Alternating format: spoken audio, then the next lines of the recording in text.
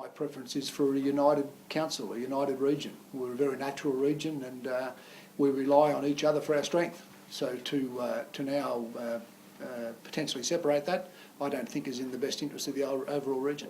The Sunshine Coast is a community of communities, and they're all unique. They all have their own image, their own brand, their own values, and I think that's important. I think what's been great over the last 4.5 years with an amalgamated council is that we get an opportunity to come together and use the leverage of that size for best effect. Commissioner's report, the Queensland Treasury Corporation rates the current Sunshine Coast Council as strong. The position that will be adopted if the council is split in two will be sound for the Sunshine Coast Council and moderate for the Noosa Council. I mean, in the end, the Queensland Treasury Corporation have been seen as the impartial umpire, and I'm prepared to accept their numbers.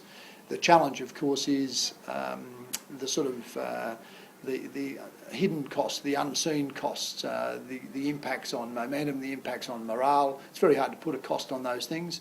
The lack of or the impact on business confidence in the community. Those sorts of things are very hard to value. But in the end, it's the numbers out there. At least now, the residents of Noosa can understand what it will cost them, right down to the additional fee on their rates bill for the years to come.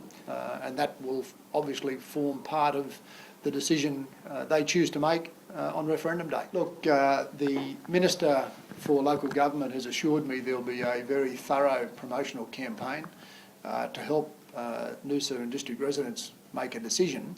So clearly that campaign would need to cover both the yes and no case, and indeed highlight the cost, which I think, is probably the significant thing. Affordability is a key word in communities, and particularly in the Noosa and district community at present.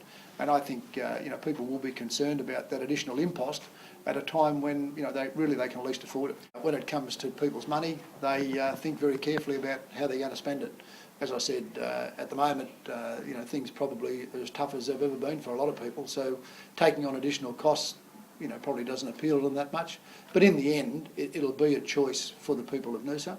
And as I said earlier, their decision will have, far-reaching impacts across the Sunshine Coast. So I'd urge them to, think very carefully as they exercise their vote about their future and the future of all other residents on the coast. Should the vote proceed to the establishment of a new Noosa Council, that would require a significant resetting of staffing numbers and political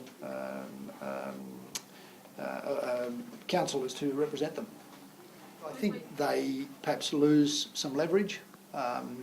This region is set to benefit from being identified as a single council at state and federal levels in terms of some of the investment that will occur. I don't want to see that impacted for the Sunshine Coast or for Noosa. But, I guess the devil will be in the detail, and I really haven't had a chance to go through all that at this stage. This is something that's perhaps not unexpected. It's certainly been in the public arena for some time. Again, as I get more into the detail of what's in the report, I think about what the impact might be. But I'm concerned, as identified by the Boundary Commissioner, that we are turning one very strong council into two weaker councils. I think all of ratepayers would be concerned about that issue occurring. In the end, it's a decision for the people of Noosa.